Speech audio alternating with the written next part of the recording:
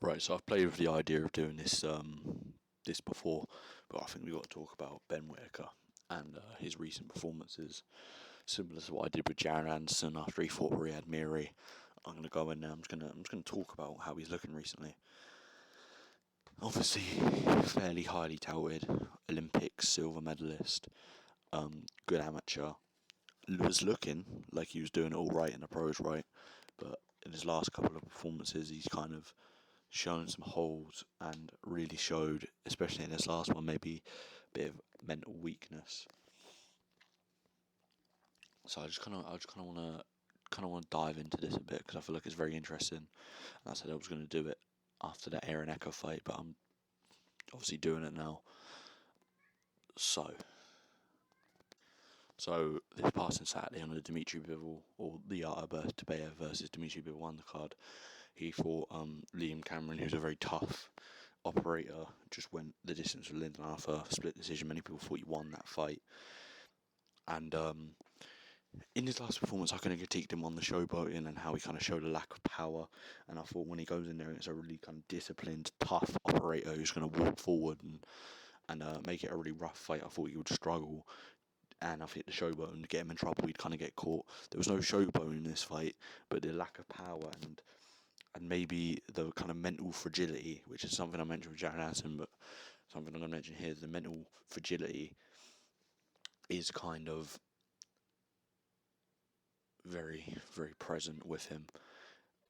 This kind of talk of a lack of power kind of came from that Aaron Ecker fight, but it really showed itself in this fight where I think obviously the mental fragility comes into play when I think instead of fighting just a disciplined fight, he let people get into his head and kind of thought, right, I'm going to prove him wrong, I'm going to stand it, I'm going to stand and bang, I'm going to knock this guy out.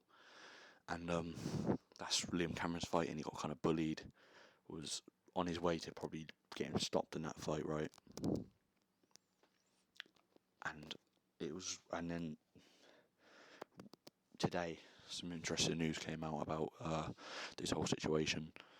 Well, obviously, this last passing fight, he kind of has been critiqued for quitting. He very, very, very possibly could have quit in this fight. Obviously, came over the ropes. Didn't really look like he could have got injured from the fall, and was recently obviously spotted at the airport today, assuming he was leaving Saudi and coming back over here.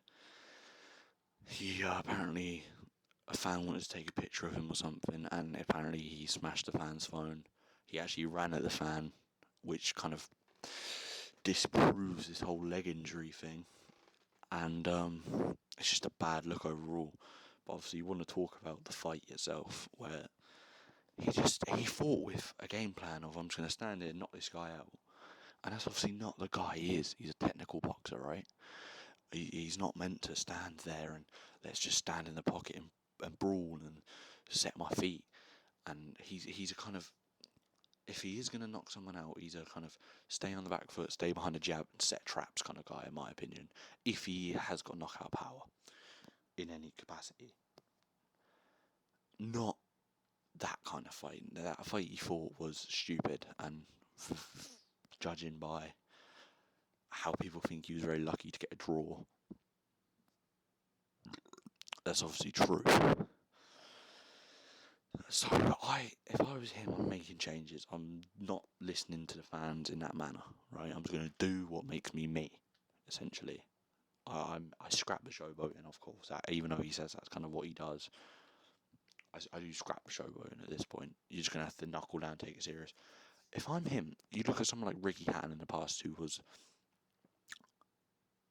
if Ricky Hatton was landing shots to the head, he wasn't a concussive kind of knockout guy to the head. But when he went down to your body, see that's where it was different. He knew how to place a good shot on the liver. If Ben Whittaker can figure that out, it's even like just getting the respect of an opponent is completely different. If you can just tag him to the body, it's something that he's going to have to work on, and they're definitely going to have to kind of hold back on his development, because they were talking about him fighting for world titles in 2 years, which in reality was just never going to happen. He was never going to fight for a world title within 2 years. At the end of the day, it of course, this is all easier said than done. But if you want to be a top fighter in this sport, you know, everything's easier said than done at the level he wants to get to, and a level I think he has potential to get to. You know, he's quick, he is athletic, he has all the talent in the world. He's good technically. You know, he does place his shots well. He does pick his shots well. He's got a good variety of shots. I'd be very interested to see what he can do if he can kind of just get just do you know what I mean? Stop thinking so highly of yourself and just ease up on the ego. Don't listen to what people. If you look good, don't listen. Because I reckon he got in his own head. He was getting so much praise, and then the criticisms started coming in. The criticisms always louder than the praise, and when the praise is as loud as it was, the criticism was double as loud, right? So he let it get into his head, and he fought the wrong fight, and it could end up being a blessing. We'll see, but we got to see if he's actually going to work on what he does. That's my thoughts at the end of the day. I think he's got to work on a few things, just knuckle down, be disciplined in the ring,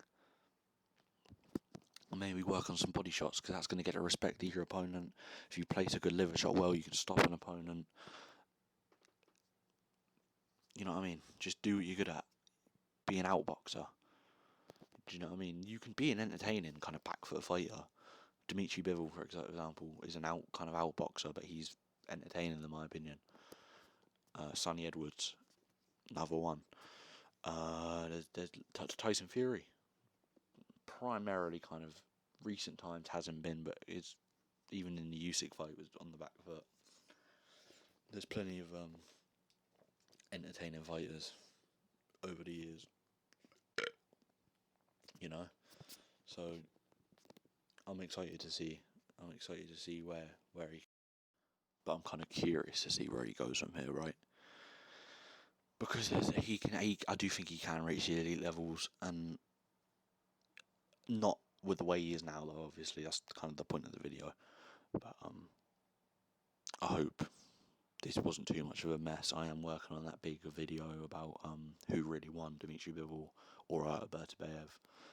Hopefully that'll be out Friday. I'm halfway through writing it.